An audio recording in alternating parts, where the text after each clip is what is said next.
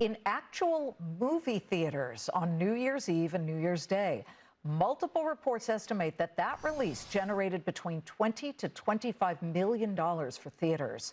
This as Paramount Skydance sues Warner Brothers Discovery and gears up for a proxy fight to stop Netflix's $82 billion offer for WBD, saying that its own $102 billion offer is superior. Movie theater operators are on tenterhooks as they await the outcome. Could it all somehow turn out in their favor because they need it? Stranger things have happened in a Fox Business exclusive. Let's bring in Sean Gamble, the CEO of Cinemark, which aired the last episode of 11, Dustin, Will, Steve, Billy, Nancy, 5 seasons of drama. Sean, describe the ticket sales you saw on your silver screens for this unusual event that brought a streaming TV show to the big screen. Well, it was a highly successful event. We were having to add additional auditoriums, additional showtimes, just due to the really strong consumer demand. It's something that isn't atypical. We've seen this kind of enthusiasm by consumers for TV events, gaming events, concert events, and so forth in the past. And it really just showcases the desire for these fans to come together and engage as a community for these types of films or TV shows. It's a different level of energy. It's a different level of engagement with this content, and we were just thrilled by what we saw. Well, it was an interesting way that they actually put it together. There was a different way with the ticketing, and there were like food coupons. Can you explain how that worked? Sure. The actual event this time around was consumers bought a concession coupon to come and see the event in theaters. That's something that's been done in the past for these types of events. So there's different factors that kind of drove that, but it's a type of model that has worked well in the past, and it clearly worked well for this event as well. I find it really interesting that people are so wary of Netflix because Netflix, of course, is streaming. They are a streaming company.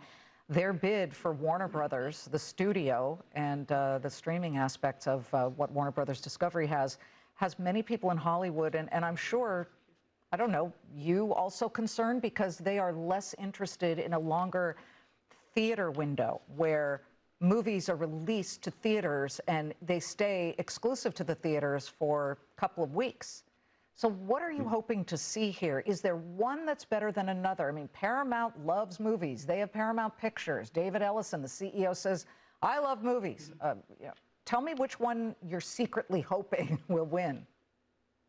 Well, look, I think it's a significant transaction. I mean, Warner Brothers has been a major studio for years and a major provider of theatrical content to the industry. So as we in our industry look at a potential transaction of Warner Brothers, the big focus is on sustaining or increasing the level of investments that take place in both the volume and scale of theatrical releases, coupled with a sufficient theatrical window and marketing campaign. I think everyone will be favorable towards a transaction that leads to positive results in that manner, which is beneficial to exhibitors, it's beneficial to creative talent, beneficial to consumers and communities.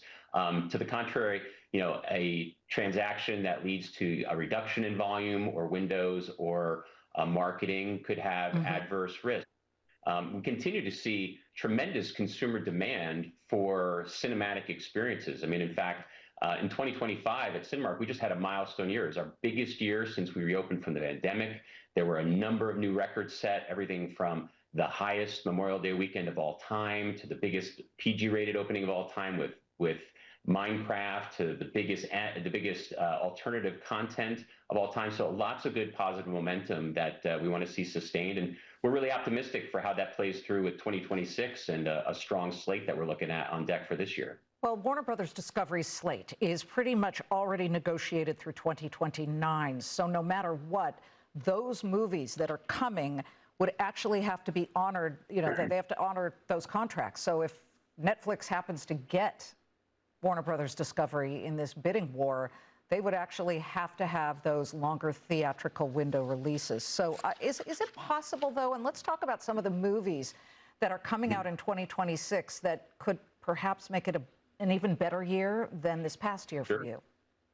Sure. I mean, it's a really promising year on paper. I mean, there's just a lot of highly anticipated films that appeal to a wide array of audiences. You just look at the scale of some of the franchise out there. You got another Spider-Man, A Brand New Day coming. You've got Avengers Doomsday that brings back Robert Downey Jr. as Doctor Doom.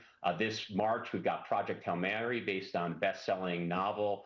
Michael, a biopic of Michael Jackson, live action Moana film, the conclusion of Dune, Super Mario Bros. I mean, the list just goes on and on and on. So we think on paper, 2026 has the potential to set another new post-pandemic record, both for Cinemark and for our industry. Apple. Apple obviously is a streamer. Apple just did something very interesting with the movie F1. They kept it in theaters for months, and then they just recently moved it over to streaming. Is it a possibility that you could live with something like that? Yeah, I mean, I think F1 was a phenomenal success for Apple. It was a terrific film. It just continued to play on, and I think Apple saw the opportunity to take advantage of that and extract maximum value out of the film while in theaters, and then it provides a stronger lift once it hits the next downstream channels, particularly on Apple TV.